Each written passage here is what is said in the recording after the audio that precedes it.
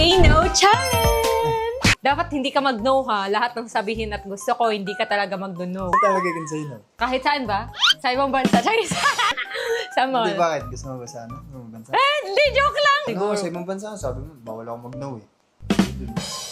Joke lang yun. Ba't wala ito nagluloko ako? Eh? Oo nga. Oo nga. Bakit? Saan ba? Saan? Vietnam yung gusto ko eh. Seryoso talaga siya. Ibubuk niya talaga, guys. Ibubuk na talaga. Mura lang naman eh. Maganda na lang tayo dun. 1 week. Wala, tagal! Kuha ka ng gamit mo dun. So, yes, mamaya agad. Yes, sa Vietnam. Oh, can say no challenge nga, so libre niya.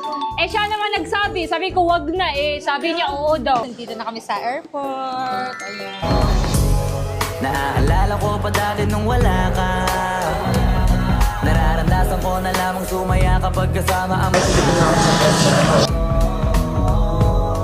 akala ko yung puso ko di nagagana. Ikaw magpili sa akin kung saan bagay. Bagay naman yun. Ay. Magkaroon ng pag-asa. Nagkaroon ako ng gana. Sa buhay ko nakala ko wala nang tsansang makadama ng pag-ibig, buti na lang tinupad ang mga sana. Nung una ay hindi ko inakalang may tulad mo pala. Ngayon ko palang nadama to.